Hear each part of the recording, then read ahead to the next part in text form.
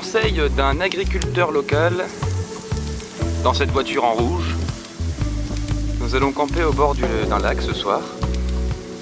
Donc nous le suivons et il nous a dit qu'on pourra trouver une place correcte. Et la place est plus que correcte. Il nous conduit jusqu'à un camping résidentiel où Paul, un expatrié américain, nous offre l'hospitalité. Petit matin sur le lac. Petite séance de pêche.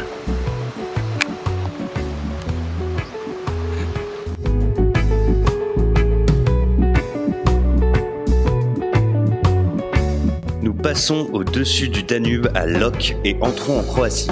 Notre route dans ce nouveau pays longe la frontière avec la Serbie.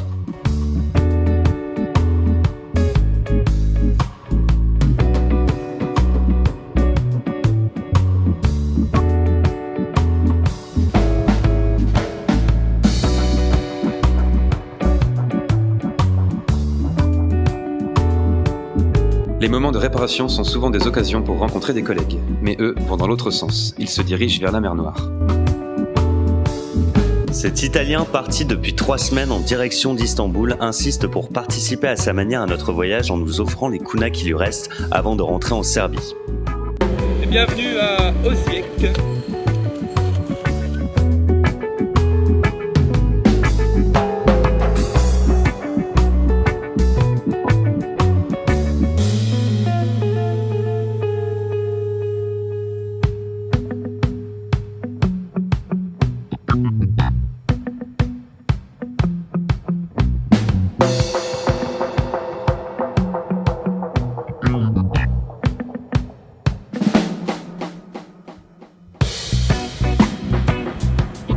À quelques kilomètres de la frontière hongroise, ce dernier pont en Croatie nous conduit tout droit à notre 18e pays.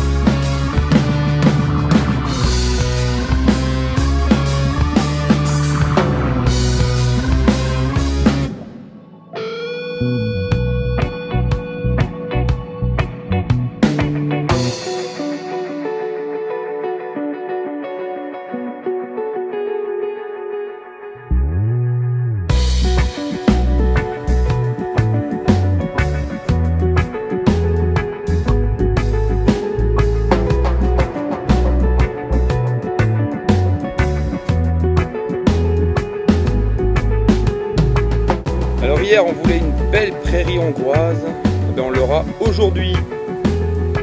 Et ce soir c'est mon anniversaire. Nous sommes le 29 juillet 2012.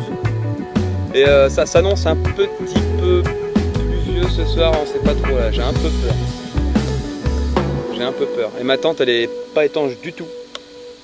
Mais c'est pas grave, j'ai du scotch pour la réparer. On va pas voir grand chose, mais juste pour vous dire qu'on a essayé de trouver un camping. On s'est pris un gros déluge dans la tête. Là les tentes sont en bas. Tout est trempé parce qu'on a essayé de les monter et en fait c'est arrivé juste quand on les a montés. Donc ça veut dire armature cassée, ça veut dire des choses super sympas. Et on a vu une pension sur la route. Donc là je pense franchement pour l'anniversaire de Nico on va s'offrir une pension, on va pas faire les warriors. Alors, ce soir c'est douche chaude. Et là franchement c'est le déluge. Aujourd'hui on a quand même roulé torse nu hein, pour vous dire. Donc voilà, je vais ranger l'appareil photo, hein. Ça c'était vraiment juste pour le sortir, pour vous montrer ce que c'était. Ah bah les vélos là ils vont être impeccables. Après la boue de la Serbie, la pluie de la Hongrie.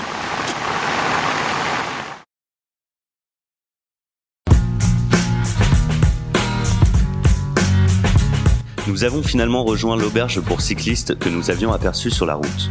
Le temps de réparer une sacoche et de laisser sécher notre équipement, nous prenons la route direction Budapest.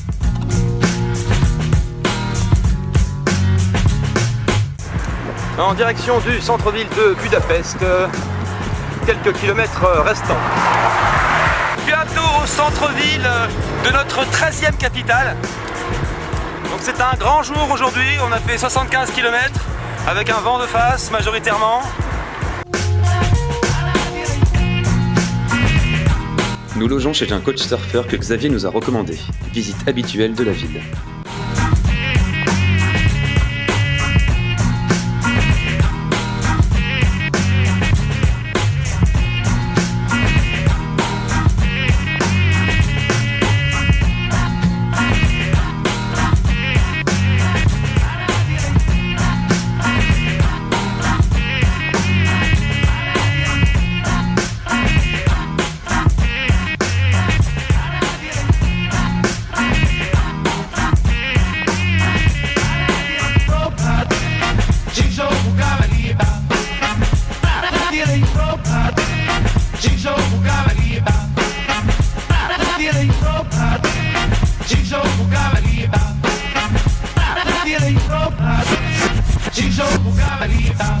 En direction de l'étang de Velence.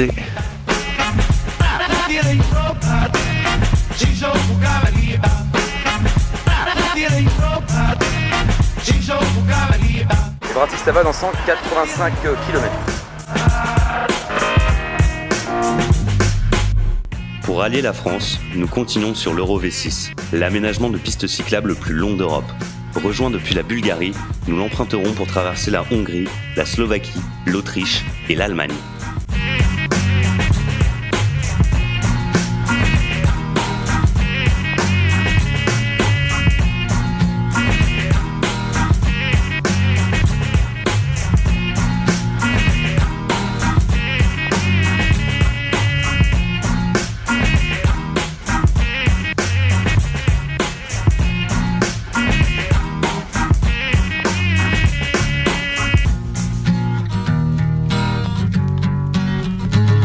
Premier départ de Slovaquie.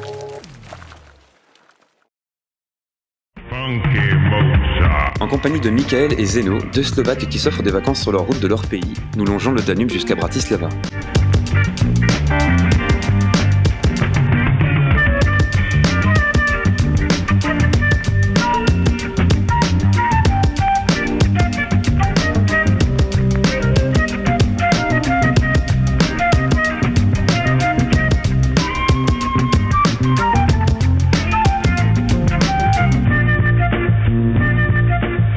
Quatorzième capitale, une de plus au compteur.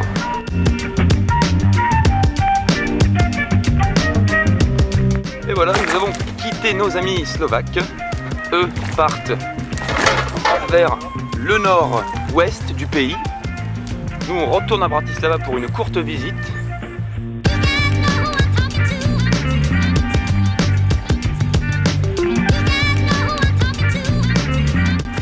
On va rejoindre les quais du Danube. Et on va rouler en direction de Vienne. Hainburg, dernière ville slovaque avant la frontière autrichienne.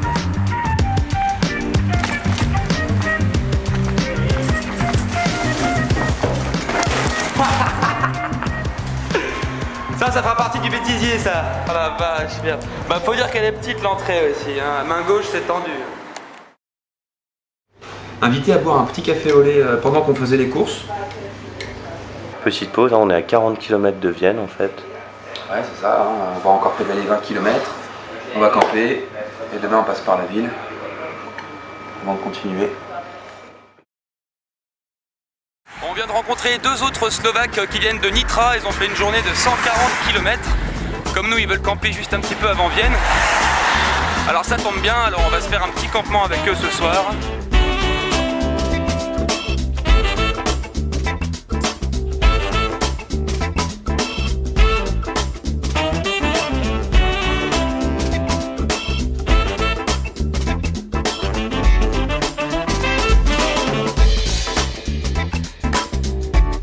Voilà, ça fait, je sais pas, une mini centaine de kilomètres depuis Hainburg, notre première ville en Autriche, que nous roulons sur la Radweg, exactement Danaur Radweg. Donc nous suivons gentiment ce chemin le long du Danube. Nous avons traversé Vienne. Nous sommes passés à Tulln hier. Nous sommes actuellement à Altenwörth et nous allons continuer vers Krems, Spitz, Emmerdorf et on poursuit jusqu'à Linz. Petite pause à l'abri quand même, hein. On a revêtu les combinaisons de cyclistes imperméables. Alors voilà. Indispensable, je dirais même, car là, il pleut fortement. Et nous voici à Krems, toujours sur la V6, dans cette ville qui se situe sur la rive ouest du Danube. Donc ville très charmante, à l'autrichienne. Nous poursuivons dans la vallée du Danube en passant par la route des vins de la région de Warau, avant de rejoindre Tim à Nuremberg, un Allemand avec qui nous avons beaucoup sympathisé lors de notre périple en Inde.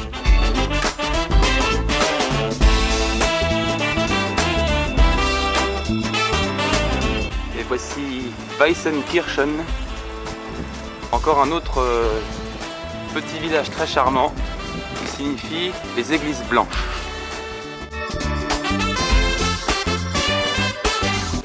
Bon, nous voilà à Spitz.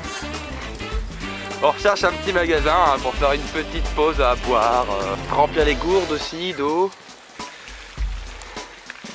L'église de Spitz. La fontaine de Spitz. Je pense que c'est la place principale de Spitz. Petite photo, petit coca, petite bouteille d'eau.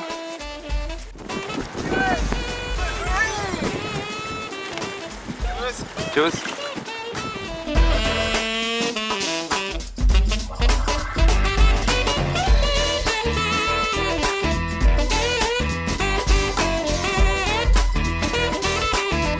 Bien arrivé à Linz, après une matinée d'une cinquantaine de kilomètres.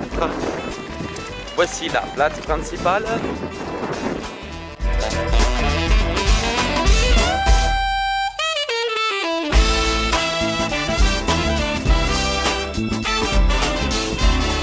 Petit réveil matin après une journée record à 155 km.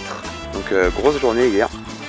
Passau, ville frontalière avec l'Allemagne. Donc c'est la dernière ville de notre voyage en Autriche. Petit instant photo.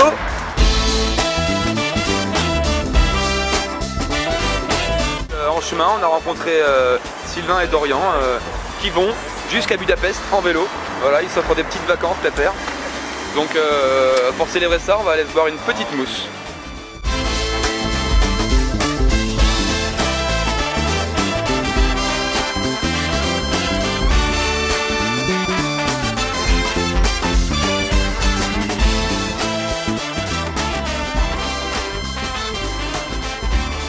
Et le camp est monté.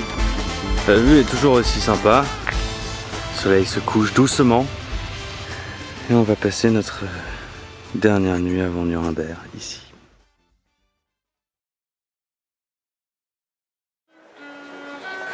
Nuremberg. Nous y voilà enfin. Là on est sur la place principale.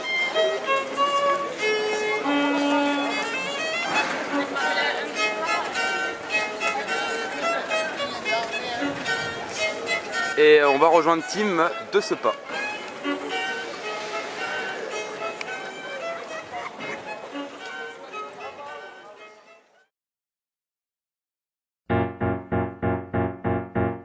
Le dernier millier de kilomètres est devant nous.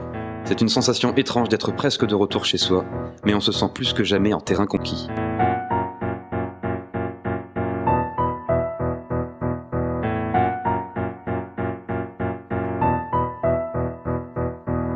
Got the mighty, let me tell the news. My head got wet in midnight dew. Red God, I've been down on my bending knees, talking to a man from Galilee. My God spoke and he sounded so sweet. I thought I heard the shuffle of angels' feet. He put one hand upon my head. Red God, the mighty, let me tell you what he said. Go tell that lonesome liar. Go tell that midnight rider. Tell the gambling, rambling, backslider. Tell the God Almighty gonna cut him down. He might run on for a long time. Run on, ducking and dodging. Run on you for a long time. Let me tell you, God Almighty gonna cut you down.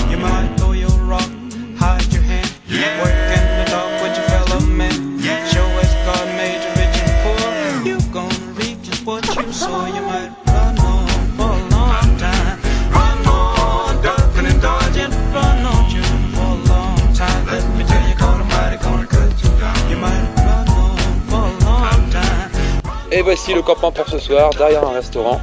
Premier campement en France depuis 21 mois à Hatton. Les propriétaires d'un restaurant nous autorisent à poser la tente dans l'arrière-cour pour la nuit et nous offrent même le repas. Et Agno, direction centre-ville, pour un petit arrêt afin de manger.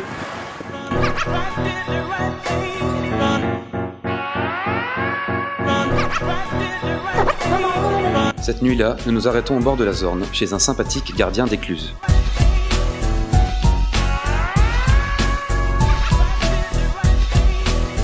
Le lendemain, il nous accompagne jusqu'au plan incliné de Saint-Louis-Arsvillers. Some people go to church just to signify, trying to make a date with a neighbor's wife. Brother, let me tell you, just as sure as you're born, you better leave that woman alone. Go tell that lonesome liar, go tell that midnight rider, tell the gambling, rambling, backside of town, gonna cut him down. Encore quelques kilomètres et nous parvenons à la colline de Sion où nous sommes hébergés par Jean-Paul, l'oncle de Nico. C'est un retour symbolique. Pour le retour officiel, rendez-vous sur le parvis de la cathédrale de Reims.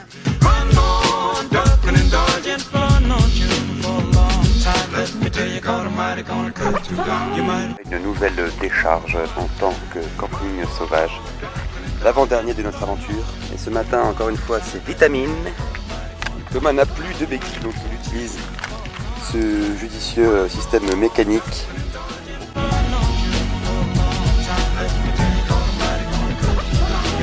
Et nous entrons à Domrémy-la-Pucelle, le village natal de Jeanne d'Arc. Les tentes étaient là cette nuit.